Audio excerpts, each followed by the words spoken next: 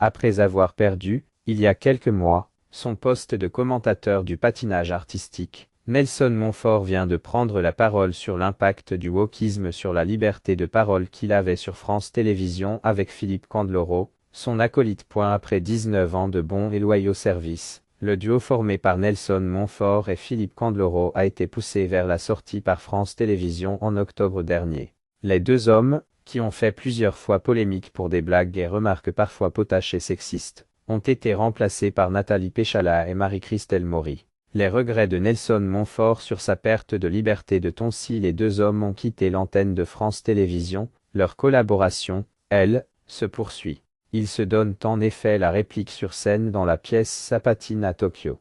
Sur les planches, nous sommes libres. Libres dans le ton, dans le geste et l'intention. La télévision a beaucoup changé, y compris dans le domaine du journalisme. Le moindre propos, si insignifiant et anodin soit-il, peut être monté en épingle et déformé, confie Nelson Montfort dans un entretien accordé à Journal de France. Le journaliste sportif, qui a été éliminé vendredi de Danse avec les stars TF1, poursuit en pointant du doigt ce qui était, selon lui, la raison principale de sa perte de liberté de ton.